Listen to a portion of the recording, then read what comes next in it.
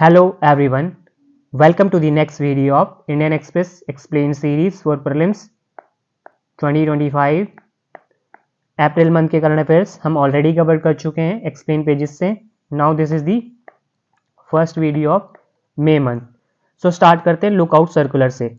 Context ये है कि बॉम्बे हाई कोर्ट ने बोला है कि जो पब्लिक सेक्टर बैंक्स हैं जैसे कि state bank of India SBI, वो ना तो रिक्वेस्ट कर सकती है ना रिकमेंड कर सकती है क्या इशुएंस ऑफ लुकआउट सर्कुलर किसके अगेंस्ट लोन डिफॉल्टर।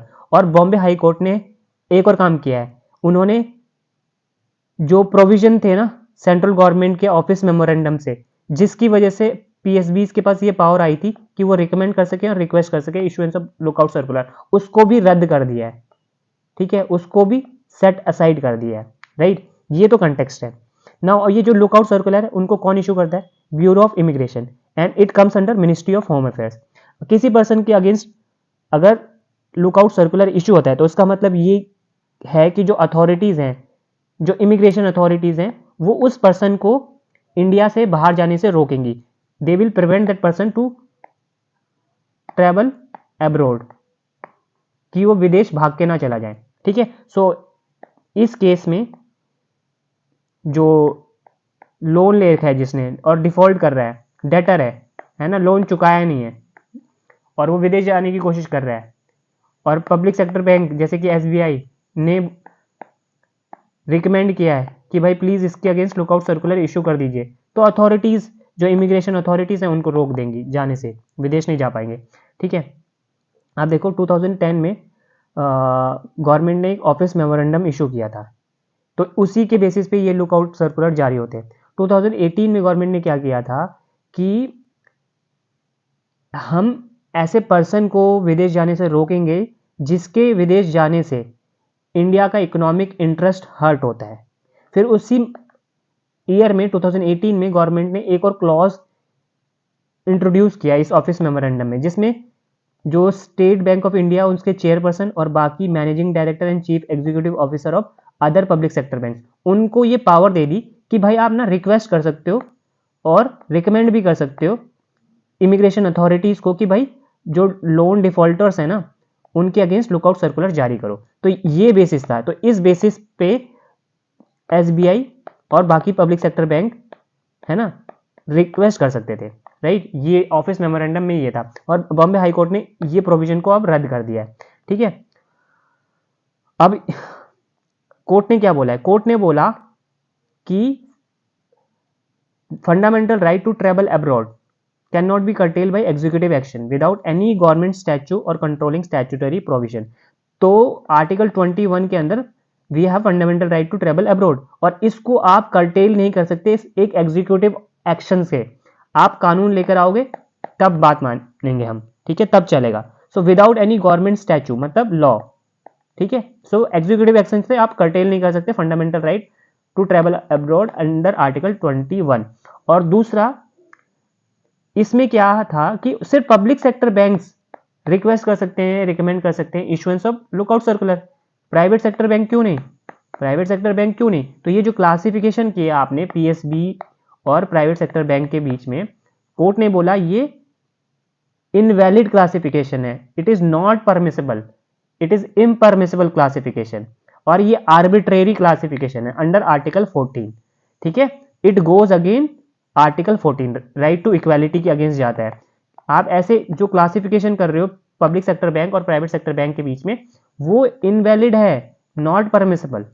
ठीक है, क्योंकि पब्लिक सेक्टर बैंक और प्राइवेट सेक्टर बैंक दोनों को कौन रेगुलेट करता है? RBI रेगुलेट करता है। राइट, और ठीक है, जो पेटिशनर थे ना उन्होंने एक बात और बोली थी, आप प्लीज याद रख लेना, कि economic interest of India can not be the same as the financial interest of a public sector bank. ठीक है, आई होप अब ये आपको कंटेक्स्ट समझ में आ गया। सबसे इंपॉर्टेंट बात ये है, ब्यूरो ऑफ इमिग्रेशन जो कि मिनिस्ट्री ऑफ होम अफेयर्स के अंदर आता है, वो लुकआउट सर्कुलर जारी करता है। ठीक है, आप बात करते हैं इसकी एंटी साइक्लोन सिस्टम की। ठीक है, और यहाँ पे एंटी साइक्लोन सिस्टम के बारे में बोला है और हीट वेव के बारे में बोला है, स्पेसिफिकली आर्टिकल हीट वेव के बारे में।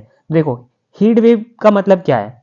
किसी रीजन का जो टेम्परेचर है ना वो नॉर्मल टेम्परेचर से बहुत ज़्यादा हो गया है, मतलब वो अब नॉर्मल टेम्परेचर हो गया। और हीट वेव्स हमको कहाँ कहाँ देखने को मिलती है इंडिया में? North India, north west India, central and east India and north east peninsula, please remember north east peninsula, not north west. तो ये जो पूरा रीजन है ना, इसको साथ में क्या बोला जाता है, कोर हीट वेव जोन। ठीक है, और हीट वेव हमको देखने को मिलेंगी समर सीजन में, गर्मियों में, from month of March to June, और कभी कभी जुलाई में भी। ठीक है, अब हीट वेव डिक्लेयर कौन करता है, IMD डिक्लेयर करता है, इंडियन मेट्रोलॉजिकल डिपार्टमेंट। और क्राइटेरिया क्या है, फिजियोग्राफी ऑफ द रीजन, उसके बेसिस पे प्लेन्स में अगर टेम्परेचर 40 डिग्री सेल्सियस है उससे ज़्यादा, हिली रीजन में 30 डिग्री सेल्सियस और more than that, coastal area में 37 डिग्री सेल्सियस है उससे ज़्यादा, based on the departure from normal maximum temperature. देखो हीट, जैसे किसी रीजन में, किसी स्टेशन में जो टेम्परेचर है 40 डिग्री सेल्सियस है उससे कम है, तो हीट वेव डिक्लेयर करेंगे अगर डिपार्चर कितना होगा नॉर्मल से, 5 to 6 डिग्री सेल्सियस, मतलब 45 डिग्री सेल्सियस हो गया सपोज। और सीवियर हीट वेव जब 47 डिग्री सेल्सियस हो गया, नॉर्मल से अबाउ 7 डिग्री सेल्सियस। ठीक है, और किसी स्टेशन का नॉर्मल मैक्सिमम टेम्परेचर अगर 40 से ज़्यादा है, 40 डिग्री सेल्सियस से ज़्यादा है, तो हीट वेव कब डिक्लेयर करेंगे, जब वो 44 डिग्री सेल्सियस हो जाएगा, 4 to 5 डिग्री सेल्सियस। और सीवियर हीट वेव जब वो 46 डिग्री सेल्सियस, मतलब डिपार्चर नॉर्मल से 6 डिग्री सेल्सियस या उससे ज़्यादा। ठीक है, अब based on actual maximum temperature, तो हीट वेव कब डिक्लेयर की जाती है, जब एक्चुअल मैक्सिमम टेम्परेचर किसी रीजन का 45 डिग्री सेल्सियस हो जाए।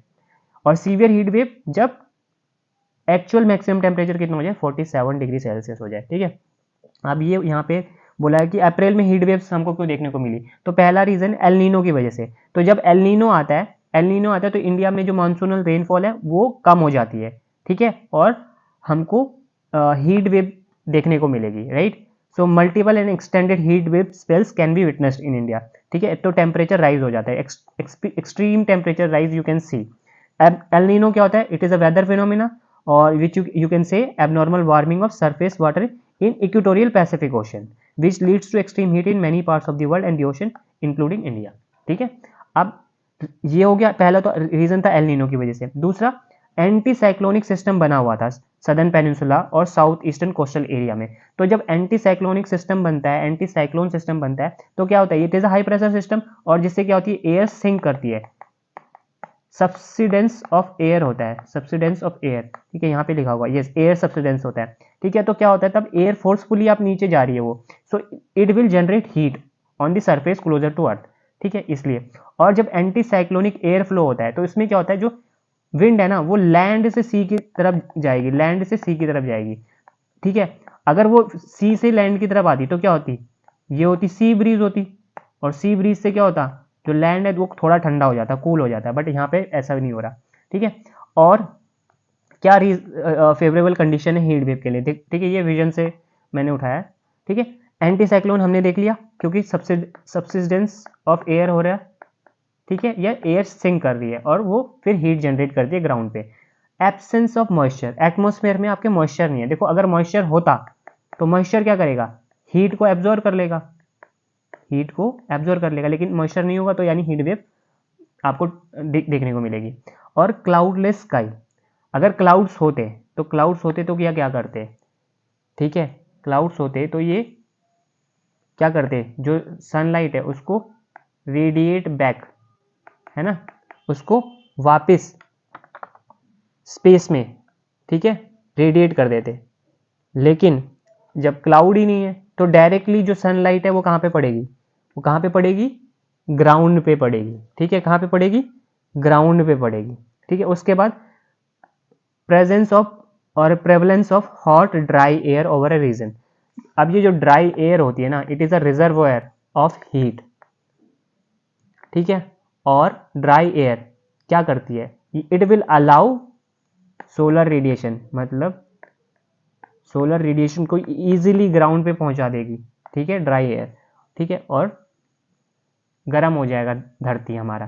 ठीक है, वो रीजन गर्म हो जाएगा, और एक रीजन से दूसरे रीजन में भी जब ये एयर जाएगी तो वो दूसरे रीजन को भी गर्म कर देगी। ठीक है, तो एब्सेंस ऑफ मॉइस्चर समझ में आ गया।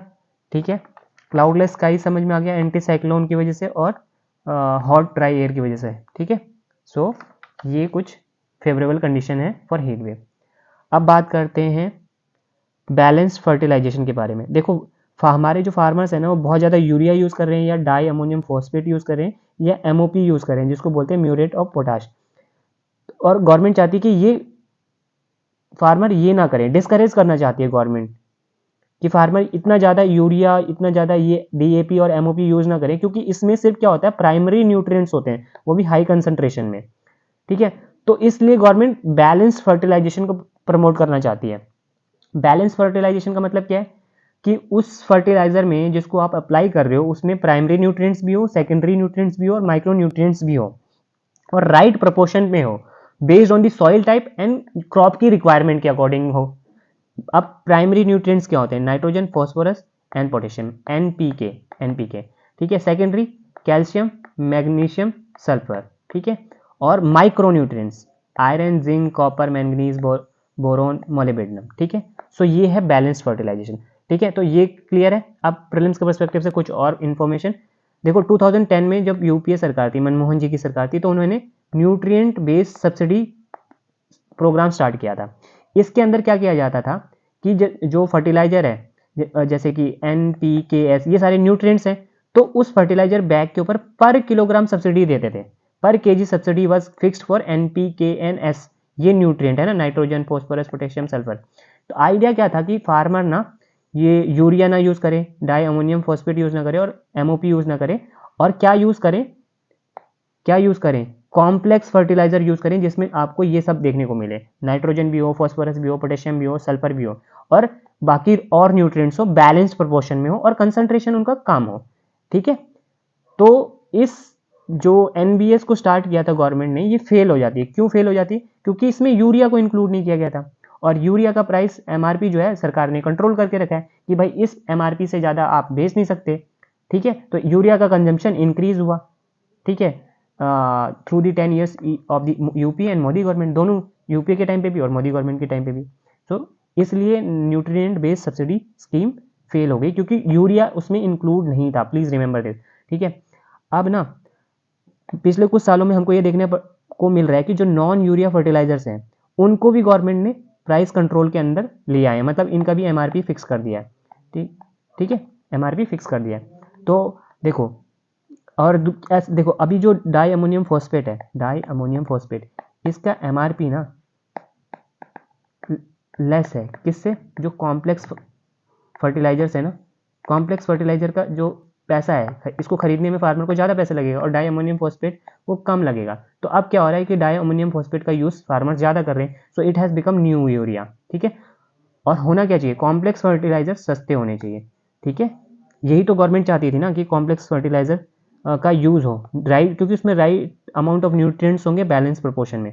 ठीक है, दूसरा एक और चीज़ आपको यहाँ पे देखना है कि most widely consumed complex fertilizer क्या है, ये 20-20-0-13, इसमें ये NPKS, तो ये जीरो लिखा है ना, तो यानी इसमें कोई पोटेशियम नहीं है, और पोटेशियम होना चाहिए, क्योंकि पोटेशियम क्या करता है, इम्यूनिटी प्रोवाइड करता है प्लांट को, ये जो भी है ना क्रॉप को, ताकि वो क्रॉप पेस्ट और डिसीजेज से लड़ सके और नाइट्रोजन का अपटेक भी अच्छा हो सके। तो दिस इज द प्रॉब्लम। ठीक है, और अभी हमने बताया कि जो डाई अमोनियम फॉस्फेट है ये सस्ता है कंपेयर टू कॉम्प्लेक्स फर्टिलाइजर, तो ऐसा नहीं होना चाहिए। तो हमको ये जो प्राइसेस की हायरार्की है उसको चेंज करना पड़ेगा, right. So this would mean pricing diammonium phosphate the highest, MOP lowest and complex fertilizer in between. ठीक है, सो ये आपको याद रखना है। ठीक है, और diammonium phosphate use should be restricted mainly to rice and wheat. ठीक है, और India is heavily import dependent in fertilizer, तो दिस इज देयर। ठीक है, ओके, चलो अब बात करते हैं आर्टिकल 31C के बारे में। ठीक है, अब एक सुप्रीम कोर्ट में केस था, उसकी जजमेंट भी आ गई है प्राइवेट प्रॉपर्टी से रिलेटेड। ठीक है, कौन सी प्राइवेट प्रॉपर्टी को गवर्नमेंट बोल सकती है कि it is a material resource which can be use for the community. ठीक है, तो इसको जजमेंट को हम बाद में डिस्कस करेंगे। अपने इस आर्टिकल का स्कोप लिमिटेड है, मतलब ये जो आर्टिकल पब्लिश हुआ है उसका स्कोप लिमिटेड है आर्टिकल 31C से रिलेटेड, तो हम उतने पे ही अपने आप को लिमिट करेंगे। देखो, आर्टिकल 31C को इंट्रोड्यूस किया गया था 25th constitutional amendment act of 1971 के थ्रू।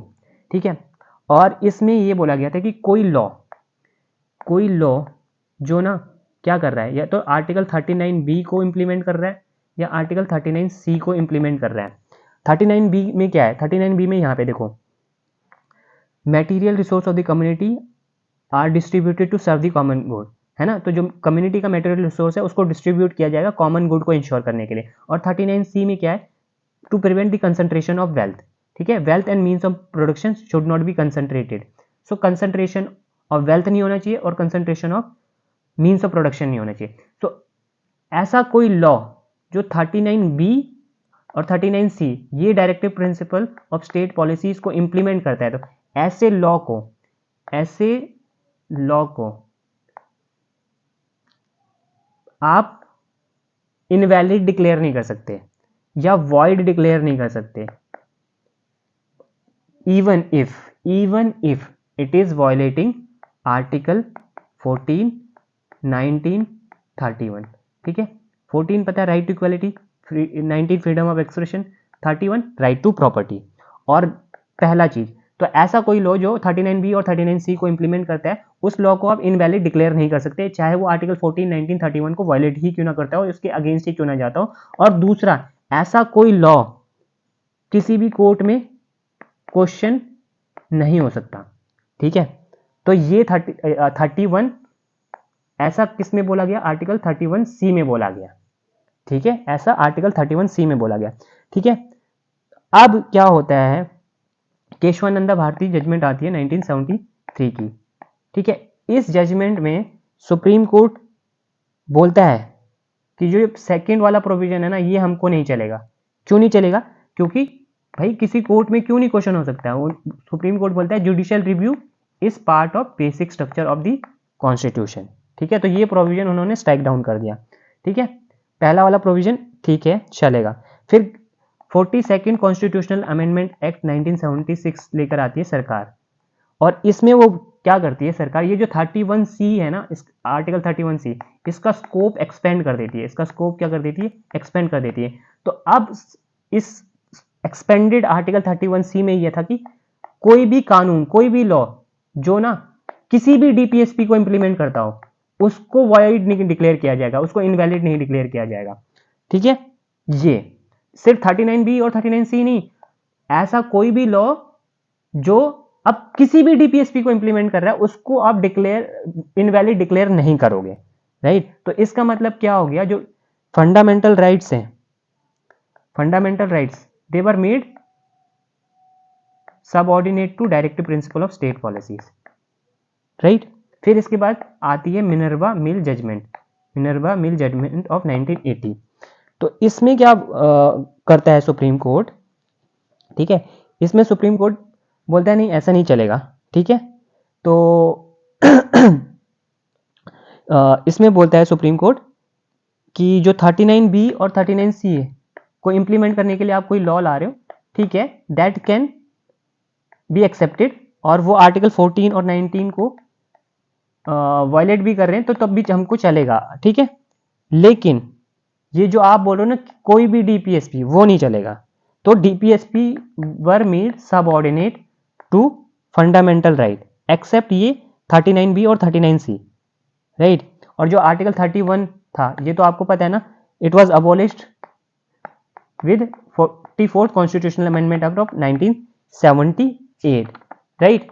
सो ये है पूरी कहानी, ठीक है। ये है पूरी कहानी 1980 की थी Minerva Mill judgment, right. Supreme Court struck down clause 4 and 5 of this amendment, ठीक है। जो क्लॉज 4 and 5 जिसमें सारे DPSPs को एक तरीके से सुपीरियर पोजीशन दे दिया था। मतलब कोई भी लॉ जो किसी भी DPSP को इंप्लीमेंट करने के लिए बनाया गया, उसको इनवैलिड डिक्लेयर नहीं किया जाएगा, ठीक है। और सुप्रीम कोर्ट ने ये भी बोला कि पार्लियामेंट की जो पावर है ना to amend the constitution limited है, ऐसा नहीं है, it can not be use to remove this limitation and grant itself unlimited and absolute power of amendment. सरकार के पास अनलिमिटेड और एब्सोल्यूट पावर नहीं है अमेंडमेंट करने की, ठीक है। अब वो जजमेंट आ गई है, ठीक है, प्राइवेट प्रॉपर्टी से रिलेटेड, उसको हम बाद में डिस्कस करेंगे, बाद में, ठीक है, राइट।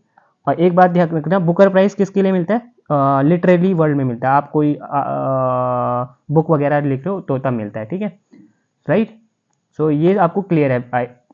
अब बात करते हैं डिप्लोमेटिक पासवर्ड के बारे में। डिप्लोमेटिक पासवर्ड के बारे में उससे पहले समझो कि नॉर्मल पासवर्ड क्या होते हैं। नॉर्मल पासवर्ड का कलर होता है डार्क ब्लू। यहाँ देखो, ये नॉर्मल पासवर्ड, इसका कलर है डार्क ब्लू, ठीक है। कैसा है, डार्क ब्लू। और जो डिप्लोमेटिक पासवर्ड है उसका कलर कैसा है, मरून, ठीक है। अब जो नॉर्मल पासपोर्ट है सॉरी 10 साल के लिए होता है फॉर अडल्ट, और डिप्लोमेटिक पासपोर्ट 5 साल के लिए होता है या उससे कम टाइम के लिए होता है। ठीक है। और जो जिनके पास डिप्लोमेटिक पासपोर्ट होता है उनके पास ना कुछ प्रिविलेजेस होते हैं उनको, और कुछ इम्यूनिटीज़ मिलती है एज पर इंटरनेशनल लॉ, जैसे अरेस्ट, डिटेंशन और बाकी कुछ लीगल प्रोसीडिंग होती है इन दी होस्ट कंट्री, उनसे उनको इम्यूनिटी मिलती है कि अरेस्ट नहीं किया जाएगा, डिटेन नहीं किया जाएगा। ठीक है, इम्यूनिटी मिलती है। अगर कोई सपोज हमारा डिप्लोमेट यूएसए में है तो उनको इम्यूनिटी मिलेगी फ्रॉम अरेस्ट, डिटेंशन एक्सेट्रा। ठीक है। अब इनको कौन इशू करता है डिप्लोमेटिक पासपोर्ट को? जो मिनिस्ट्री ऑफ एक्सटर्नल अफेयर के अंदर एक consular passport and visa division है वो इशू करता है। ठीक है, टाइप डी पासपोर्ट। और किस किस कैटेगरी के लोगों को मिलता है ये? जिनके पास डिप्लोमेटिक स्टेटस है या कोई गवर्नमेंट अपॉइंटेड इंडिविजुअल्स हैं who are travelling abroad for official businesses, officers working under the branch A and B of Indian foreign service, normally at the rank of joint secretary and above, and relatives and immediate family of officers employed in IFS and Ministry of External Affairs. Relatives and immediate family, ये please remember this. ठीक है। और कुछ select individuals को भी मिलेगा who are authorise to undertake official travel on behalf of the government of India, जिसमें आप यूनियन मिनिस्टर को इंक्लूड कर सकते हो और एमपीज को भी इंक्लूड कर सकते हो। लेकिन ये इन पासवर्ड की जो वैलिडिटी है, जो ये यूनियन मिनिस्टर और एमपी को मिलता है डिप्लोमेटिक पासवर्ड, उनकी वैलिडिटी कितनी होती है? 5 साल की नहीं, वो उतने साल की होगी जब तक वो पर्सन एमपी रहेगा। ठीक है, जैसे राहुल गांधी ठीक है को डिस्क्वालीफाई किया गया था, है ना। ठीक है, उनका डिस्क्वालिफिकेशन हो गया था तो उन्होंने अपना डिप्लोमेटिक पासपोर्ट सरेंडर किया, उनको करना पड़ा। ठीक है, राइट। सो ये और एक और चीज़ है, देखो इंडिया के ना कुछ कंट्रीज़ के साथ क्या है एग्रीमेंट है, वीज़ा एग्जेम्पशन एग्रीमेंट है। तो उसमें क्या होता है, जो डिप्लोमेटिक पासपोर्ट होल्डर्स होते हैं तो उनको ना वीज़ा नहीं लेना पड़ता है। ठीक है, उनको वीज़ा नहीं लेना पड़ता है। They can avail operational visa exemption for stays up to 90 days. तो 90 डेज तक वो बिना वीज़ा के रह सकते हैं, राइट। अगर 90 डेज से ज़्यादा होगा रहना वो चाहते हैं तब उनको वीज़ा का ज़रूरत पड़ेगा। ठीक है, सो दैट इज़ दैट। अब बात करते हैं एम पॉक्स के बारे में, जिसको मंकी पॉक्स भी बोला जाता है। ये एक वायरल डिसीज़ है। ठीक है, आप देखो वायरल डिसीज़ है cause by monkey pox virus. Zoonotic disease है, जूनोटिक मतलब एनिमल से ह्यूमन में स्प्रेड होता है। 1958 में पहली बार डिस्कवर हुआ था।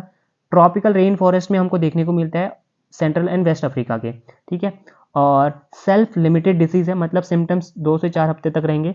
It is less contagious than smallpox. Please इस बात को याद रखना, ये this is the important point. ठीक है, और एनिमल से ह्यूमन में होता है। ठीक है, तो जूनोटिक डिसीज ऑब्वियसली, तो अगर आप इन्फेक्टेड एनिमल के कांटेक्ट में आ रहे हो या उनका मांस खा रहे हो तो then you will get infected. और पर्सन टू पर्सन भी हो सकता है, तो सेक्सुअल ट्रांसमिशन के थ्रू भी हो सकता है। ठीक है, kissing, touching and all, body fluid contact में आ रहे हो इन्फेक्शियस पर्सन के तो you will gate. Specific treatment नहीं है। ठीक है, वैक्सीन अवेलेबल नहीं है अभी। ठीक है, लेकिन जो स्मॉल पॉक्स की वैक्सीन है उसको आप यूज़ कर सकते हो, राइट। और बाकी फैटेलिटी रेट 0.1 to 10% है, राइट। सो ठीक है, और एक और यहाँ पे देखो 2 क्लेड्स हैं इसके, एम पॉक्स के 2 क्लेड्स हैं। क्लेड्स का मतलब 2 काइंड ऑफ हमको वायरस देखने को मिलेगा एम पॉक्स का। ठीक है, which is related to small pox and it endemic to central and west Africa. तो क्लेड 1 है एंड क्लेड 2 है। So clade 1 is more severe as per the article. ठीक है, आर्टिकल में ये मेंशन है। और अभी ये डिसीज़ कहाँ पे कहर मचा रही है? डीआरसी में, democratic Republic of Congo, democratic Republic of Congo. ठीक है, तो यहाँ पे याद रखना। ठीक है, अभी एक यहाँ देख लो, अर्थशास्त्र। अर्थशास्त्र किसने लिखा? Please right in the comment. और इसको, ये जो अर्थशास्त्र है स्टेट क्राफ्ट के बारे में बात करता है एंड इसने रिकमेंड किया था स्पियोनाज एंड कोवर्ट ऑपरेशन। ठीक है, the Arthashastra was the first book anywhere in the world to call for establishment of a professional intelligence service. ठीक है, तो प्लीज रिमेंबर दिस। ठीक है, अब बाकी ये उतना काम का नहीं है, आगे बढ़ते हैं। अब ये एटा एक्वारीड मेट्योर शावर के बारे में आर्टिकल है। अब ये मेट्योर शावर क्या होता है, उससे जानने से पहले हमको क्या करना पड़ेगा, हमको जानना पड़ेगा मीटियोर्स क्या होते हैं। ठीक है, तो वो सब जानने से पहले थोड़ा और हम जाते हैं डिटेल में। एस्ट्रॉइड्स क्या होते हैं? देखो एस्ट्रॉइड क्या है? रॉकी ऑब्जेक्ट्स जो इनका साइज प्लैनेट से छोटा होता है, they are smaller than the planets. और एस्ट्रॉइड्स हमको कहाँ पे मिलेंगे? एस्ट्रॉइड बेल्ट में मिलेंगे। और ये एस्ट्रॉइड बेल्ट कहाँ पर है? मार्स और जुपिटर के बीच में है। Asteroids are made of rock and metal, ठीक है। तो ये हो गया एस्ट्रॉइड, आपको समझ में आ गया एस्ट्रॉइड।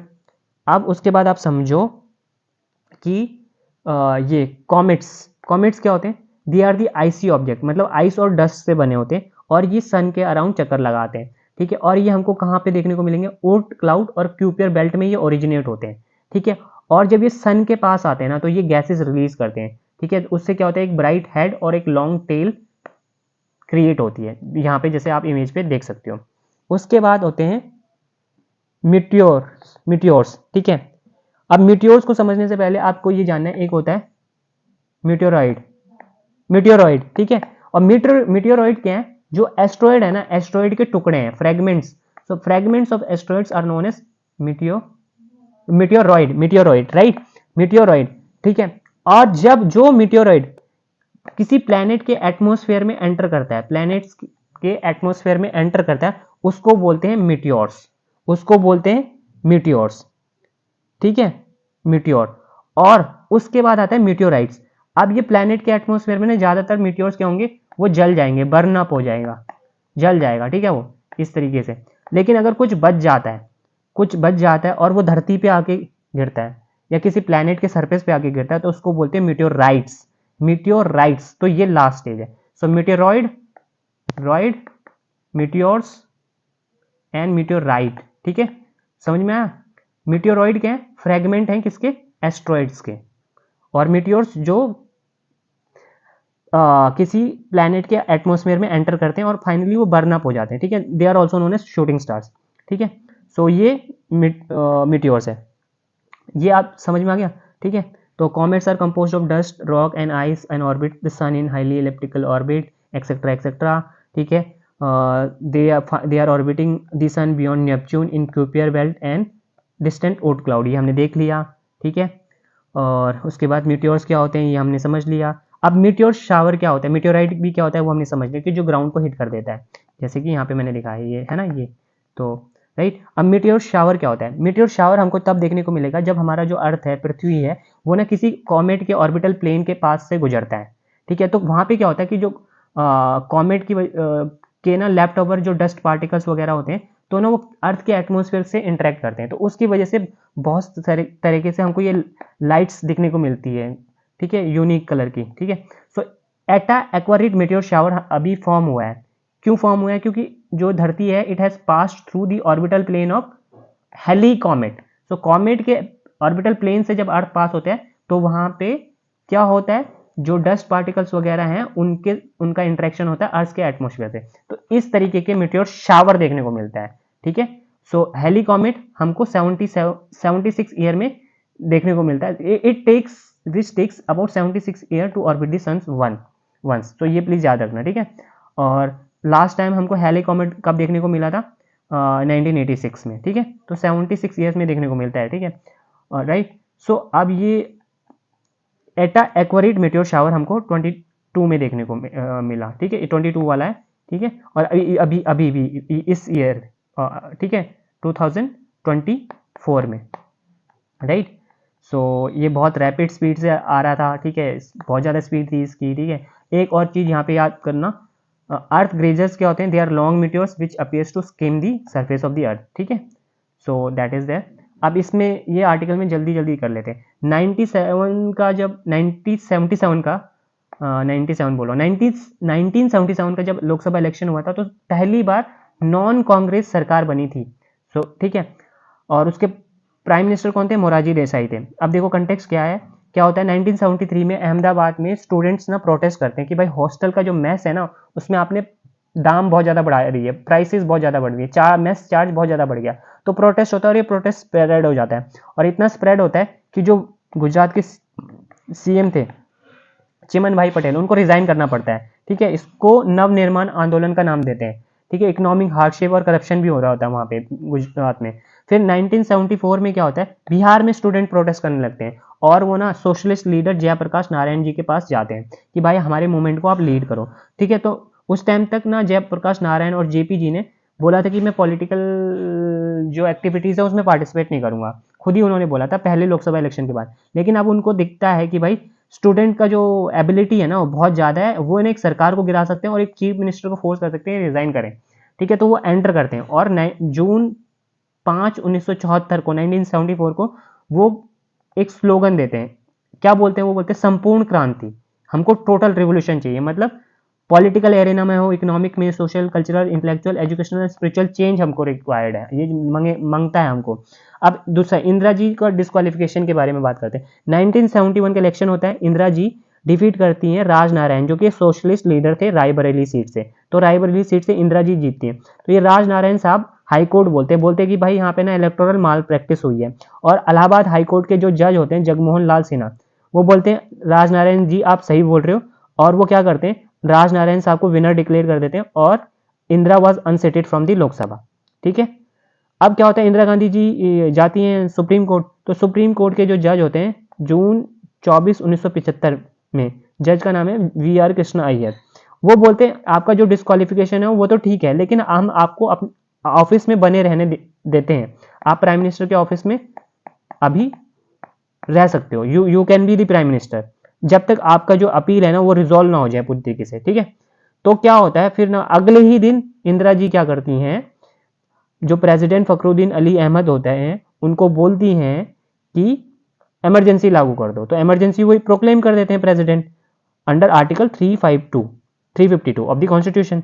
और उस टाइम पे इमरजेंसी डिक्लेयर करने के क्या क्या ग्राउंड थे, वार और एक्सटर्नल एग्रेशन के का रीजन दे सकते थे आप, इंटरनल डिस्टर्बेंस का भी रीजन दे सकते थे, तो यही उन क्लॉज यूज किया। अब ये जो 44th कॉन्स्टिट्यूशनल अमेंडमेंट ये जनता सरकार आई थी उन्होंने 1978 में लाया, और इंटरनल डिस्टर्बेंस वर्ड को किससे रिप्लेस कर दिया, आर्म रेबेलियन से रिप्लेस कर दिया। तो ये आप अपने पॉलिटी में भी पढ़ते हो, ठीक है, ऑब्वियसली, राइट। तो फिर बहुत सारे लीडर को मीसा एंड बाकी जो कानून थे डिफेंस ऑफ इंडिया रूल उसके अंदर जेल में भर देते हैं। इंदिरा जी एक 20 पॉइंट प्रोग्राम लेके आती है, संजय गांधी का अपना 5 पॉइंट प्रोग्राम चल रहा होता है जिसमें वो नसबंदी कर देते हैं बहुत सारे मर्दों की, ठीक है। अब जनता पार्टी का जन्म होता है, ठीक है, जन्म का से होता है, ये देखो इमरजेंसी लगाई जून 25 1975 में, लेकिन 18 जनवरी 1977 1977 में इंदिरा गांधी क्या बोलती हैं प्रेसिडेंट को कि भाई लोकसभा आप इमीडिएटली डिसॉल्व कर दो। तो अब फ्रेश इलेक्शन होंगे, तो फ्रेश इलेक्शन होने वाले थे लोकसभा के लिए। तो क्या होता है, 7 नेशनल पार्टी और 18 स्टेट पार्टी साथ में आती हैं और उस एक नई पार्टी फॉर्म करती है जिसका नाम होता है जनता पार्टी, ठीक है। और ये जनता पार्टी फिर चुनाव लड़ती है, और चुनाव लड़ने के लिए इनके क्या सिंबल होता है, भारतीय लोक दल जो पार्टी होती है ना उसका सिंबल यूज करती है हलदार विरिन वीर, ठीक है। और ये जनता पार्टी जीत जाती है। और एक और चीज आपको याद रखनी है कि 1971 में सेंसस हुआ था, ठीक है, और उसके बाद फिर डिलिमिटेशन कमीशन बना था, कमीशन बैठा था, ठीक है। और इस डिलिमिटेशन कमीशन के बेसिस पे अब नई लोकसभा में कितनी मेंबर होने थे, 543, ठीक है। तो ये प्लीज याद रखना आप, ठीक है। और फिर जनता पार्टी जीत जाती है, मोरारजी देसाई प्राइम मिनिस्टर बनते हैं, ठीक है। फिर धीरे धीरे क्या होता है, चरण सिंह रिजाइन करते हैं, फिर दोबारा लौटते हैं सरकार में और डिप्टी प्राइम मिनिस्टर बनते हैं। फिर क्या होता है, इसी बीच 1978 में इंदिरा गांधी जी चिकमंगलूर जो कि कर्नाटक में, वहां से एक बाईपोल से जीत जाती है और लोकसभा में वापस आती है, ठीक है। और फिर कांग्रेस फिर चरण सिंह जी को बोलती है आप हम आपको प्राइम मिनिस्टर बना देंगे, ये है वो है करके। तो चरण सिंह जी सरकार से जो सपोर्ट है वो खींच लेते हैं और फिर वो फिर प्राइम मिनिस्टर बनते हैं। चरण सिंह जी प्राइम मिनिस्टर बनते हैं जुलाई 28 1979 में 1979 में। और मोरारजी देसाई जी अब वो प्राइम मिनिस्टर नहीं रहे, सरकार गिर जाती है, तो इनकी सरकार बनती है, लेकिन इनकी सरकार पार्लियामेंट भी फेस नहीं कर पाती, वो पार्लियामेंट में भी एंट्री नहीं कर पाते चरण सिंह जी, ठीक है, क्योंकि कांग्रेस सपोर्ट विड्रॉ कर लेती है, ठीक है। तो ये हो गया, राइट। अब बढ़ते हैं आगे, ठीक है। अब ये है गोल्डीन के बारे में। गोल्डीन क्या है, देखो गोल्डीन है 1 एटम थिक मटेरियल या first free standing sheet of gold, मतलब गोल्ड की एक एटम से ये शीट बनी है, ठीक है। और ये जो एक एटम है ना कितने एटम से कनेक्टेड है, 3 4 5 6, ठीक है, ये याद रखना, ठीक है। Goldene as the 1 atom thick material has been named, और इनको इसको किसने बनाया, स्वीडन के जो यूनिवर्सिटी के जो रिसर्चर हैं साइंटिस्ट हैं उन्होंने बनाया, ठीक है। और this is the first free standing 2D metal, right, this is the first free standing 2D metal. अब इसको कैसे बनाया, देखो उन्होंने क्या किया, टिटेनियम कार्बाइड की 2 शीट ली, उसके बीच में सिलिकॉन कार्बाइड की एक लेयर लगाई और फिर उसके ऊपर से गोल्ड डिपॉजिट किया, ठीक है। ये एक सैंडविच स्ट्रक्चर बन गया और फिर यहाँ पे टिटेनियम कार्बाइड, यहाँ पे भी टिटेनियम कार्बाइड और बीच में सिलिकॉन की एक लेयर लगाई, ठीक है, और फिर ऊपर से गोल्ड डिपॉजिट करने लगे, तो धीरे धीरे उस गोल्ड एटम ने वो डिफ्यूज होने लगा, और जो सिलिकॉन एटम्स थे, जो बीच में जो सिलिकॉन एटम्स थे, उनको वो रिप्लेस कर देता है गोल्ड। गोल्ड क्या करता है, सिलिकॉन एटम को रिप्लेस कर देता है, ठीक है, और एक mono layer of gold atoms form हो जाती है, ठीक है। फिर बाद में जो ये टिटेनियम कार्बाइड की दोनों लेयर को वो निकाल देते हैं, और हमको क्या मिलता है, free standing sheet of gold which is 1 atom thick, right. तो ये जो मेथड यूज किया था एक ओल्ड जापानीज टेक्निक के बेस पे था, जिसमें वो मुराकामी रिएजेंट यूज करते थे, और ये किस लिए यूज करते थे, जापानी लोग कतानाज और हाई क्वालिटी नाइफ्स बनाने, चाकू बनाने के लिए, ठीक है, ठीक है। अब इसके पोटेंशियल क्या है, एप्लीकेशन क्या है, देखो गोल्ड को हम इलेक्ट्रॉनिक्स में यूज करते हैं ना, ठीक है, इलेक्ट्रिकल कंडक्टिविटी उसकी अच्छी होती है, तो अब अगर हम एक एटम थिक शीट्स इस्तेमाल करेंगे तब भी हमको वही रिजल्ट मिलेगा, तो हम क्यों 3 डायमेंशनल गोल्ड यूज करें, ठीक है, जो कि ज़्यादा महंगा होगा। So it means we can potentially use lesser amount of the gold for the same purpose, ठीक है। और इस टेक्निक को यूज करके हम, जिससे हमने गोल्डीन बनाया है, उस टेक्निक का यूज करके हम दूसरे मेटेलिक ऑब्जेक्ट्स भी बना सकते हैं, इस तरीके के 2D शीट्स ऑफ इरिडियम और प्लेटिनम, इस पर साइंटिस्ट काम भी कर रहे हैं, ठीक है। और क्या फायदा है, देखो कार्बन डाइऑक्साइड कन्वर्जन में काम आएगा, हाइड्रोजन जनरेटिंग कैटालिसिस में काम आएगा, selective production of value added chemicals, hydrogen production, water purification etcetera में ये काम आएगा, ठीक है, जो ये 2D मटेरियल बना है गोल्डीन, ठीक है। 1 atom in goldene is bonded to 6 other gold atoms, right. अब बात करते हैं डेंगू वायरस की, जो कि लैटिन अमेरिका में कहर बरपा रहा है। देखो डेंगू क्या है, एक मॉस्किटो बॉर्न ट्रॉपिकल डिसीज है, और कौन से मॉस्किटो के काटने से होता है, फीमेल एडिस, ठीक है, Aedes aegypti mosquito, female Aedes aegypti mosquito, इसके काटने से होता है, ठीक है। और इसी मॉस्किटो के काटने से चिकनगुनिया भी फैलता है, येलो फीवर भी फैलता है, और जायका इन्फेक्शन भी होता है, ठीक है। अब एक और पॉइंट, वोल्बाचिया बैक्टीरिया को यूज करके आप डेंगू को कंट्रोल कर सकते हो, ऐसा इंडोनेशिया में किया है, ठीक है, वोल्बाचिया बैक्टीरिया, ठीक है। तो इसके बारे में पढ़ लेना, तो बस इतना याद रख लो, तब भी चल जाएगा। क्यू डेंगा, डेंगवेक्सिया, ये क्या है, डेंगू की वैक्सीन है, बस इतना ही हमको जानना है, ठीक है। अब बात करते हैं आर्टिफिशियल इंटेलिजेंस के बारे में और AGI के बारे में, आर्टिफिशियल जनरल इंटेलिजेंस के बारे में, ठीक है। ये कंपाइल किया है गेम ऑफ रिवीजन, कोई चैनल है उन्होंने, ठीक है, टेलीग्राम पे। अब आर्टिफिशियल इंटेलिजेंस की जब मैं बात करता हूँ, उसको नैरो AI भी बोलते हैं, तो वो स्पेसिफिक टास्क परफॉर्म करता है, जैसे कि कोई इमेज को रिकॉग्नाइज करना, ट्रांसलेट करना लैंग्वेज को, एक्सेट्रा, ठीक है। लेकिन ये जो टास्क कर रहा है ना, स्पेसिफिक टास्क कर रहा है, उनको ना ह्यूमन से वो बेटर कर सकता है, नैरो AI या सिंपली AI। लेकिन जब आप बात करते हो आर्टिफिशियल जनरल इंटेलिजेंस, तो इसमें जो टास्क होते हैं वो स्पेसिफिक नहीं होते, they are broader, more generalized, so it is more generalized form of intelligence, और ये कोई पर्टिकुलर टास्क तक कन्फाइन नहीं है, so this makes it more human like, ठीक है। तो ये और एडवांस है, artificial general intelligence is more advance, इसमें कोई स्पेसिफिक टास्क नहीं है, number of task it can do, तो ह्यूमन लाइक इंटेलिजेंस हो जाती है, ठीक है। तो अब नैरो AI आपको समझ में आ गया, और आर्टिफिशियल जनरल इंटेलिजेंस आपको समझ में आ गया क्या हो गया।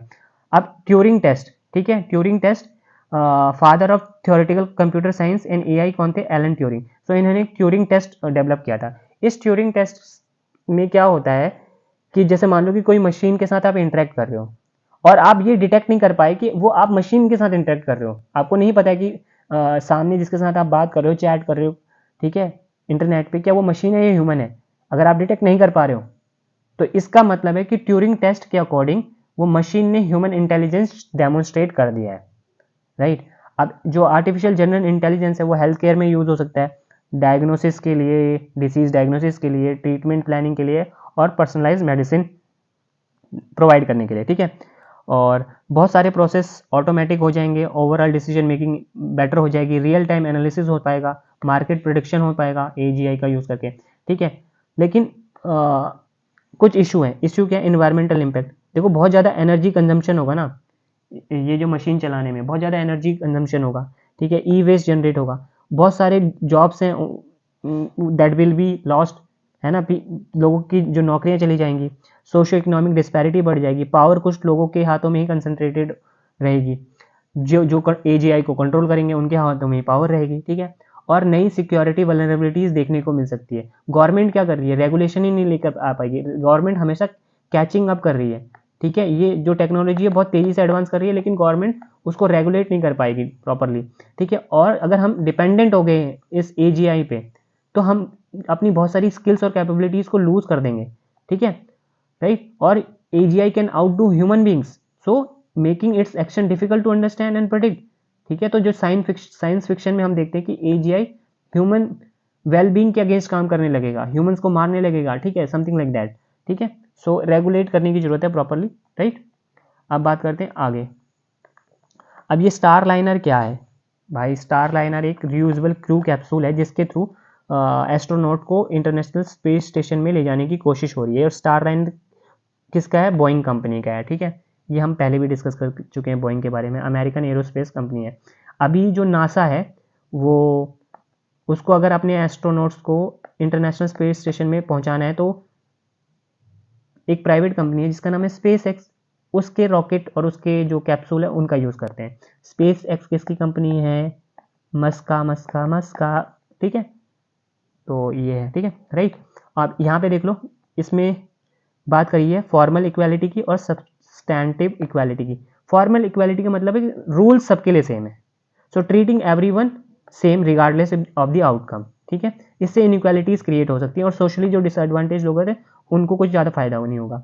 लेकिन जब आप बात करते हो सब्सटैंटिव इक्वालिटी के बारे में, तब आप ना इक्वालिटी ऑफ आउटकम्स पे फोकस करते हो, जैसे कि रिजर्वेशन प्रोवाइड करना, ठीक है, राइट। अब बात करते हैं आर्टिकल 16 क्लॉज 4 की, जिसमें ये बोला गया है कि state can make any provision for reservation in favour of any backward class of citizen which is not adequately represented in the services under the state, ठीक है। ये हो गया रिजर्वेशन से रिलेटेड। अब article 15 clause 4, so it empower the state to make any special provision for the advancement of any socially and educationally backward classes of citizen और for schedule caste and schedule tribe, ठीक है।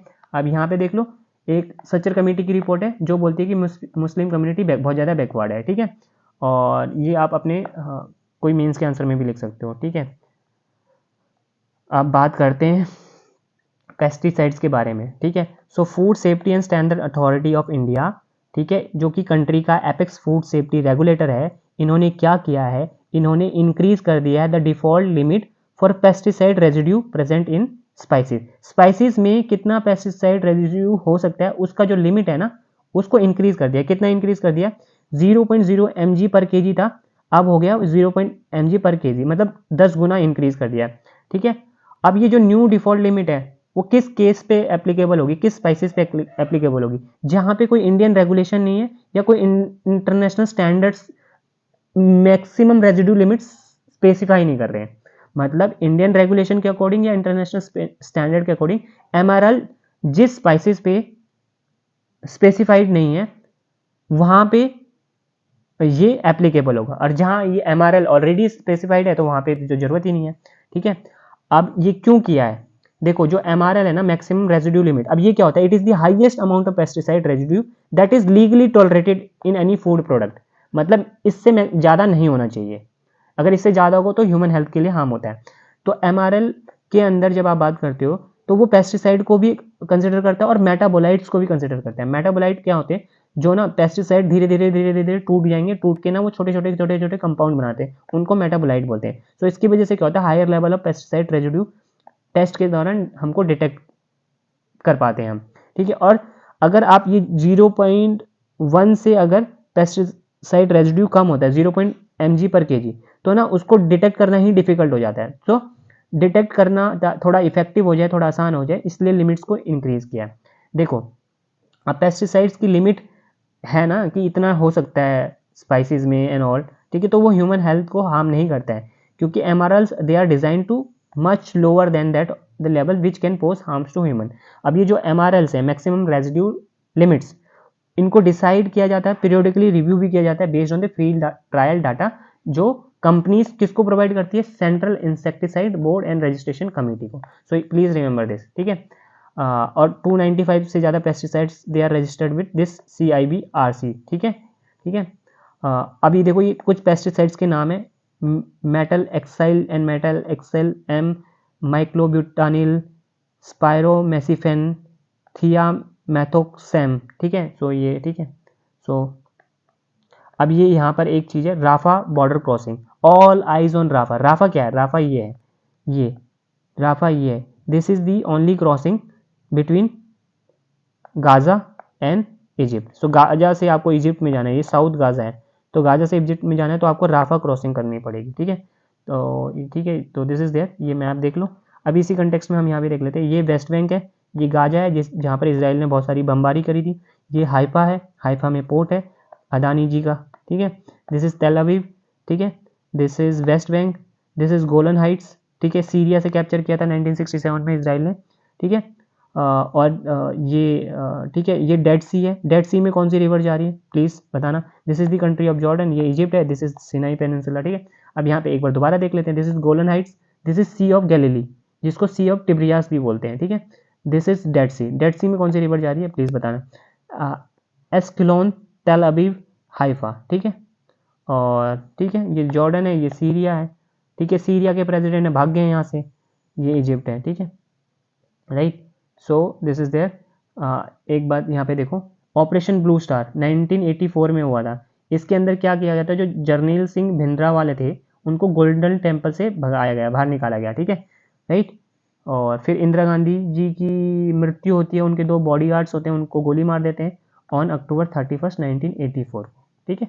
सो ये है, please remember this. अब बात करते हैं marriages के बारे में। सोलमनाइजिंग अ मैरिज, इसका मतलब क्या है? इसका मतलब है कि कोई मैरिज सेरेमनी प्रॉपर रिचुअल्स के साथ फॉलो हुई है, ठीक है। इंडिया में मैरिज को गवर्न करने के लिए पर्सनल लॉज हैं जो कि रिलीजन के बेस पे हैं, मतलब ठीक है। और दूसरा एक है स्पेशल मैरिज एक्ट 1954, ये सेकुलर है, ठीक है। अब मैरिज वैलिड है, कोई मैरिज वैलिड है या नहीं है वो कैसे डिफाइन होता है? मतलब उन्होंने प्रॉपर रिचुअल्स फॉलो किए हैं या नहीं किए हैं जो कि उनके रिलीजन में बोला गया है, जैसे कि कन्यादान हुआ है या नहीं हुआ है, सप्तपदी है, 7 फेरे हुए हैं या नहीं हुए, और ये सारा ना हिंदू मैरिज एक्ट में कोडिफाइड भी है, ठीक है। सप्तपदी इज एसेंशियल रिचुअल, अगर ये 7 फेरे नहीं हुए तो मतलब शादी नहीं हुई है, ठीक है। सो हिंदू और क्रिश्चियंस के लिए मैरिज क्या सैक्रामेंट है, रिलीजियस बॉन्ड है, और मुस्लिम्स के लिए कॉन्ट्रेक्चुअल ऑब्लिगेशन है। तो मुस्लिम में मैरिज, कोई जो मुस्लिम्स हैं उनमें मैरिज वैलिड कब होती है? जब दोनों पार्टी का कंसेंट होता है राइटिंग में और विटनेसेस की प्रेजेंस में, उसको निकाहनामा बोला जाता है, ठीक है। और यहाँ पे सप्तपदी है, ठीक है, 7 फेरे, ठीक है, ये और ये हिंदू मैरिज एक्ट में कोडिफाइड भी है। अब ये उसके बाद ना किसी ने शादी कर ली, ठीक है, और वो वैलिड मैरिज है, और ये वैलिड कब होगी? जब वो रिचुअल्स को जो कि उनकी रिलीजन बोलता है उसके अकॉर्डिंग उन्होंने परफॉर्म किया। इसके बाद ये लोग रजिस्ट्रेशन करा सकते हैं मैरिज का, ठीक है। अब जो रजिस्ट्रेशन करा सकते हैं मैरिज का, it is different from registered marriage, जिसको कोर्ट मैरिज भी बोलते हैं। अब ये कोर्ट मैरिज और रजिस्टर्ड मैरिज क्या है? ये नॉन रिलीजियस और सिविल मैरिज है under special marriage act of 1954 जो कि एक सेकुलर लॉ है, ठीक है। और a marriage perform under this law is essentially a solemnization in court, मतलब यहाँ पे कोई रिचुअल्स फॉलो नहीं हो रहे हैं, so it is without any ritual. लेकिन marriage is under personal laws, जैसे कि हिंदू मैरिज एक्ट, वो तभी वैलिड होगी जब आप रिचुअल्स फॉलो करोगे, मतलब आप 7 फेरे लोगे, ठीक है। और a marriage without any ritual is only valid under special marriage act. अगर आपको 7 फेरे लिए बिना शादी करनी है तो आप स्पेशल मैरिज एक्ट के अंदर करो, 1954 का जो एक्ट है, ठीक है, ठीक है। अब हमारे पास एक कानून है 1886 का जो है birth death and marriage registration act, ठीक है, सेंट्रल लेजिस्लेशन है मैरिज रजिस्ट्रेशन से रिलेटेड, ठीक है। तो मैरिज से रिलेटेड इसका एप्लीकेशन उतना रोबस्ट नहीं है जितना कि बर्थ और डेथ रिकॉर्ड्स के बारे में है, ठीक है। Registering a marriage alone can not be the sole ground to declare it invalid. आपने कोई मैरिज रजिस्टर नहीं करवाई, आपकी शादी हो गई है ना, लेकिन आपने रजिस्टर नहीं कराई, तो इसका मतलब ये थोड़ी है कि इनवैलिड है, वैलिड होगी, वैलिड होगी क्यों? अगर आपने वो रिचुअल्स फॉलो किए हैं जो आपका रिलीजन बोलता है, ठीक है। और ठीक है, when the validity of a marriage is contested then a marriage certificate alone is not enough to prove the marriage, ठीक है, ठीक है। तो मैरिज सर्टिफिकेट से प्रूफ नहीं कर सकते। एक्सेप्शन क्या है? अगर स्पेशल मैरिज एक्ट के थ्रू अंदर आपने शादी करी है तब आपका जो सर्टिफिकेट है it is a conclusive proof of marriage. लेकिन there exist a general presumption of marriage when a man and women have cohabited continuously even if there is no direct evidence of marriage, मतलब direct evidence नहीं है लेकिन साथ में रह रहे हो कई टाइम से, तो ये अज्यूम किया जाएगा कि हाँ मैरिज हुई है। लेकिन बहुत सारे क्लेम्स होने लग गए, ठीक है। अब वैलिड मतलब और भी पार्टनर क्लेम करें नहीं ये मेरे पति है, ये मेरे पति है, ये मेरी पत्नी है, मेरी पत्नी है, सो क्या होगा, valid marriage is as per rituals might be key in determining who is a rightful spouse when there are claims by multiple cohabiting partners. ठीक है, सो ये है। अब ये इंडिया नेपाल के बारे में डिस्प्यूट के बारे में, तो लिम्पियादुरिया, काला पानी और लिपू लेक, तो ये तीन जो डिस्प्यूटेड रीजन है, नेपाल ने बोला ये हमारे हैं, ठीक है, इंडिया बोलता है ये हमारे हैं। अब ये डिस्प्यूट क्यों स्टार्ट होता है? डिस्प्यूट स्टार्ट होता है, देखो कंटेक्स्ट, थोड़ा हिस्ट्री में जाते हैं, हिस्टोरिकल बैकग्राउंड। 1814-16 में एंग्लो नेपाल वॉर होता है और ये नेपाली लोग हार जाते हैं, ठीक है, अंग्रेजों से। उसके बाद 1816 में ट्रीटी ऑफ सुगौली साइन होती है between Gurkha rulers of Kathmandu and east India company, ठीक है। तो इस ट्रीटी के अकॉर्डिंग क्या होता है, कुमाऊं और गढ़वाल का जो रीजन होता है जिसपे ये गुरखा रूल्स कर रहे होते हैं, दे लॉस्ट इट, और सिक्किम भी हार जाते हैं, तो ये ईस्ट इंडिया कंपनी के अंदर आ गया, मतलब इंडिया के अंदर आ गया। और इस ट्रीटी में ये भी बोला गया था कि जो काली रिवर के वेस्ट साइड में, जैसे मान लो ये काली रिवर है, तो इसके जो वेस्टर्न साइड में जितना भी रीजन है ना, उस पर हमारा कोई क्लेम नहीं होगा, नेपाल के रूलर ने ऐसे बोला। मतलब हम इस western side of Kali river के जो भी रीजन है वेस्टर्न साइड में, उस पर हम कोई भी क्लेम नहीं करेंगे। और ईस्ट इंडिया कंपनी ने बोला कि ठीक है, ईस्टर्न साइड में जो भी टेरिटरी होगी काली रिवर के ईस्ट में, वो हम एक्सेप्ट करेंगे कि वो आपकी टेरिटरी है। So British ruler recognize Nepal's right to the region that fell to the east of river Kali. So west, Kali के वेस्ट में जो भी टेरिटरी होगी वो इंडिया की होगी, और ईस्ट में किसकी होगी, नेपाल की होगी। ये ट्रीटी के अंदर था। अब इशू क्या होता है, देखो इशू पूरा ये लेकर है कि ये काली रिवर का ओरिजिन क्या है। देखो नेपाल बोलता है कि जो काली रिवर है वो स्टार्ट होती है हाई माउंटेन्स में लिम्पादुरिया के पास, यहाँ से स्टार्ट होती है, यहाँ से स्टार्ट होती है। और इंडिया बोलता है कि भाई काली रिवर ने यहाँ से स्टार्ट होती है, क्योंकि काला पानी से उस रिवर का नाम काली रिवर बना है, ठीक है। तो ये है पूरा इशू। एक और इशू है सुस्ता डिस्प्यूट, तो ये भी इंडिया नेपाल के बीच में है। अब कौन सी रिवर के वजह से, प्लीज़ वो देख लेना, ठीक है। सो ये हो गया, ये लिपू लेक पास है, ठीक है, ये काला पानी, ठीक है, ये लिम्पियादुरिया हमने देख लिया, ठीक है, राइट।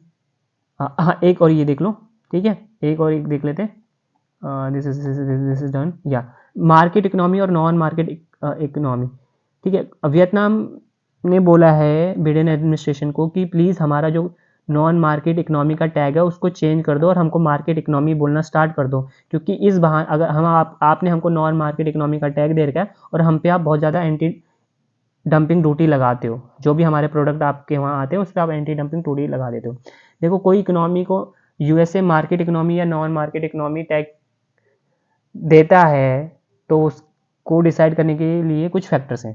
क्या फैक्टर्स हैं कि भाई क्या उस कंट्री में जो वेजेस हैं वो फ्रीली डिटरमाइन होते हैं, फ्री बार्गेनिंग होती है लेबर और मैनेजमेंट के बीच में, क्या उस कंट्री की करेंसी कन्वर्टेबल है, जॉइंट वेंचर्स और फॉरेन इन्वेस्टमेंट अलाउड है उस कंट्री में, means of production are owned by the state और प्राइवेट लोगों के पास भी हैं, या state controls the allocation of resources and price and output decision etcetera, और ह्यूमन राइट्स को भी कंसिडर किया जाता है। तो मान लो किसी कंट्री की जो करेंसी कन्वर्टेबल नहीं है, वेज रेट डिटरमाइन करने के लिए बार्गेनिंग नहीं हो सकती लेबर और मैनेजमेंट के बीच में, तो ऐसी कंट्री को नॉन मार्केट इकोनॉमी का टैग दे देगा। ह्यूमन राइट्स का वायलेशन होता है, तो जैसे चाइना, तो चाइना के को भी नॉन मार्केट इकोनॉमी का टैग दिया है। तो जब ये टैग दे देता है यूएसए, ये लेवल दे देता है, तो यूएसए क्या कर सकता है, एंटी डंपिंग ड्यूटी इंपोज कर देता है जो भी प्रोडक्ट यूएसए में आ रहे हैं नॉन मार्केट इकोनॉमी से, जैसे कि वियतनाम या चाइना से, तो anti dumping duty USA impose करता है। अब डंपिंग का मतलब क्या होता है, जैसे चाइना में कोई प्रोडक्ट बना है $50 का और उसको यूएसए में एक्सपोर्ट कर रहा है और यूएसए में बेच रहा है कितने का, $40 का, तो ये क्या है, इसको बोलते हैं डंप करना, कि आपका जो प्रोडक्शन कॉस्ट है उससे भी कम में आप बेच रहे हो यहाँ पे, तो डंप कर रहे हो ना अपने प्रोडक्ट को। तो ऐसे डंपिंग पे क्या लगती है, एंटी डंपिंग ड्यूटी, राइट, ठीक है। So anti dumping duty compensate for the difference between the imported goods export price and there normal value, ठीक है। और वियतनाम का अगर स्टेटस चेंज हो जाएगा तो एंटी डंपिंग ड्यूटीज नहीं लगेंगी और उनके प्रोडक्ट अच्छे कॉम्पिटिटिव बन जाएंगे यूएस मार्केट में, they will become more competitive in the US market, ठीक है, राइट। ट्रीटी ऑफ सगोली 1814 से 1816, ठीक है। Anglo Nepalese war 1814 and 16, please remember this, ठीक है। और हो गया, आगे बढ़ते हैं। अभी देखो, नेशनल इंस्टीट्यूट ऑफ न्यूट्रिशन, ये ना इंडिया का प्रीमियर न्यूट्रिशन रिसर्च इंस्टीट्यूट है। इन्होंने गाइडलाइंस इशू करी है, ठीक है, न्यूट्रिशन से रिलेटेड। और ये जो NIN है ये हैदराबाद में है और Indian council of medical research इसके अंडर काम करता है। इन्होंने जनरल प्रिंसिपल्स भी बोले हैं कि भाई साल्ट का कंजम्पशन कम करो, प्रोसेस्ड फूड जो होते हैं उनका कंजम्पशन कम करो, जैसे चिप्स, कुकीज़ एक्सेट्रा, शुगर का कंजम्पशन कम करो। तो इन्होंने बहुत सारी रिकमेंडेशन दी है, ठीक है। हमको ये जानना है कि देखो, मारास्मस जो डिसीज़ होती है, it is a deficiency of macronutrients, micro नहीं, macronutrients such as carbohydrate and protein. Kwashiorkor disease जो होती है, it is a deficiency of protein. इसी कंटेक्स्ट में ये भी देख लेते हैं, विटामिन ए की कमी है तो loss of vision, vitamin B1 beriberi, vitamin C scurvy, vitamin D rickets, calcium bone और टूथ डिके हो जाएगा, आयोडीन की कमी है तो गॉइटर, आयरन की कमी तो एनीमिया, ठीक है, राइट, ठीक है। और इन्होंने बोला है कि एक और चीज़ बोलेंगे कि सीरियल्स जैसे कि रोटी वगैरह, इनका कंजम्पशन हमको कम करना चाहिए, और जो प्रोटीन्स है, ठीक है, उनका कंजम्पशन बढ़ाने की ज़रूरत है, ठीक है। फ्लैक्स सीड्स खाओ, चिया सीड्स खाओ, वॉलनट्स वेजिटेबल एक्सेट्रा, इन सब का कंजम्पशन करने की ज़रूरत है, ठीक है। क्योंकि जो वेजिटेरियन लोग हैं उनको पुफा, पॉली अनसैचुरेटेड फैटी एसिड और B12 मिलना मुश्किल हो जाता है, तो उनको ये सब खाना चाहिए अगर आप वेजिटेरियन हो, राइट। बाकी उन्होंने और भी रिकमेंडेशन दिया है ग्रुप स्पेसिफिक, प्रेग्नेंट वुमेन के लिए, इन्फेंट के लिए, एल्डरली के, ठीक है, तो देख लेना और एक्सरसाइज करते रहो, ठीक है। अब यहाँ पे देखो, ये एग्री एक्सपोर्ट के बारे में बात कर रहे हैं, एग्री ट्रेड के बारे में बात कर रहे हैं। ये एक्सपोर्ट है, ये इम्पोर्ट है, ब्लू वाला एक्सपोर्ट। तो देखो 2021-22 में हम कितना एक्सपोर्ट कर रहे थे एग्रीकल्चर कमोडिटी, 50 बिलियन US का, ठीक है। फिर ये 53 हुआ नेक्स्ट ईयर, फिर ये डिक्रीज हो गया है 23-24 में। सो अब ये 48.8 बिलियन US है, तो डिक्रीज हो गया। तो मतलब कंसिस्टेंटली इंक्रीज नहीं हुआ लास्ट 5 ईयर में, अगर ऐसा पूछता है तो गलत हो जाएगा स्टेटमेंट, ठीक है। अब टॉप एग्री एक्सपोर्ट आइटम्स कौन से? सबसे पहले है मरीन प्रोडक्ट, सेकंड पे बासमती राइस, और थर्ड पे नॉन बासमती राइस, फोर्थ पे स्पाइसेस, फिफ्थ पे बफेलो मीट। अगर राइस बासमती और नॉन बासमती को कंबाइन करते हैं तो टॉप पे आ जाएगा, लेकिन टॉप पे क्या? मरीन प्रोडक्ट, प्लीज़ याद रखना। तो फर्स्ट 4 एंड 5 और 5 बफेलो मीट तक आप याद कर लो। और जब बात करते हो एग्रीकल्चर इंपोर्ट, तो सबसे ज़्यादा हम क्या इंपोर्ट करते हैं? Vegetable oil. सबसे ज़्यादा कौन सा वेजिटेबल ऑयल इंपोर्ट करते हैं, प्लीज़ कमेंट में लिखना। उसके बाद सेकंड नंबर पे फ्रेश फ्रूट्स, फिर सेकंड नंबर पे सेकंड नंबर पे पल्सेस, फर्स्ट पे vegetable oil, then pulses, then fresh fruits, then spices, ठीक है। ये देख लो ना, ये यहाँ 3746 लिखा है और ये 2734 लिखा है, ठीक है। तो ये है, राइट। सो ये देख लिया। इसमें कुछ काम का नहीं है। India is the second largest trade partner of Saudi Arabia, और Saudi Arabia is India's fourth largest trade partner. Saudi Arabia was India's third largest crude and petroleum product sourcing destination in 2022-23, ठीक है, ये है। बाकी India Middle East Europe economic corridor है, which is the connectivity project launched on the sideline of G20 summit in New Delhi. तो इसमें क्या कर रहे हैं, मुंबई पोर्ट से हम क्या कर रहे हैं, सऊदी अरेबिया के पोर्ट पे या बाकी जो कंट्रीज़ इनमें इन्वॉल्व हैं, ठीक है, उनके पोर्ट्स तक जाएंगे और यूरोप तक पहुंचने की कोशिश करेंगे, जिससे क्या होगा, ट्रेड बढ़ेगा, कनेक्टिविटी बढ़ेगी एंड ऑल, तो वो इकोनॉमिक बेनिफिट होगा, ठीक है। So India Middle east economic corridor के बारे में थोड़ा सा देख लेना, ठीक है भाई। याद रखना कब लॉन्च हुआ था, 2003 में, 2023 में, 3 बोल रहा हूँ, 2023 भाई, ठीक है, ऐसे थोड़ी कुछ भी। G20 समिट कब हुआ है दिल्ली में, इंडिया में, न्यू दिल्ली ने कब होस्ट किया? 2023 में, 3 में क्यों, ठीक है। तो और इसमें कुछ है, इसमें उतना और कुछ नहीं है, ठीक है। गाजा कहाँ पर है, ठीक है, हमास क्या है, ये सब आपको पता है, ठीक है। यहाँ पे एक और चीज़ है, ये देख लो, India is Israel second largest trading partner in Asia and 7th largest globally. और इसराइल हमको डिफेंस इक्विपमेंट एक्सपोर्ट करता है, ठीक है, तो ये तो ठीक है, हो गया। इंदिरा गांधी जी का असैसिनेशन होता है तो उसके बाद 400 पार का जो नारा है, राजीव गांधी को कितनी सीटें मिलती है? 400 से ज़्यादा मिलती है, 404 सीटें जीतते हैं, ठीक है, राइट। और ये ठीक है। बाकी एक और देख, जल्दी से ये देख लेते हैं, ये है ब्रेंट लाइन, इस लाइन के ऊपर ऊपर जो कंट्रीज है ना ये येलो में, ये है रिच नेशन और इनको बोला जाता है ग्लोबल नॉर्थ, ठीक है। और उसके नीचे की जो ये पुअर कंट्रीज हैं इनको बोला जाता है ग्लोबल साउथ, ठीक है। ग्लोबल साउथ का लीडर कौन बन रहा है? इंडिया बनने की कोशिश कर रहा है। तो मोदी जी ने एक नारा दिया है 5S अप्रोच, सम्मान, संवाद, सहयोग, शांति, समृद्धि। सम्मान का मतलब रिस्पेक्ट, संवाद का मतलब डायलॉग, सहयोग का मतलब कोऑपरेशन, शांति का मतलब पीस और समृद्धि का मतलब प्रॉस्पेरिटी, राइट, ठीक है। विश्व बंधु, भारत फर्स्ट एटीट्यूड, ठीक है। एक्ट ईस्ट पॉलिसी क्या है, नेबरहुड पॉलिसी क्या है, नेबरहुड फर्स्ट पॉलिसी क्या है, ये प्लीज़ आपको पता ही होगा। India has the world largest diaspora, prelims के पर्सपेक्टिव से इंपॉर्टेंट है। And we are the largest recipient of remittance, तो ये भी आपको पता होना चाहिए, ठीक है। और फिर इनके बारे में हम नेक्स्ट वीडियो में डिस्कस करेंगे, right. So I hope you like it, keep learning, keep watching, all the best.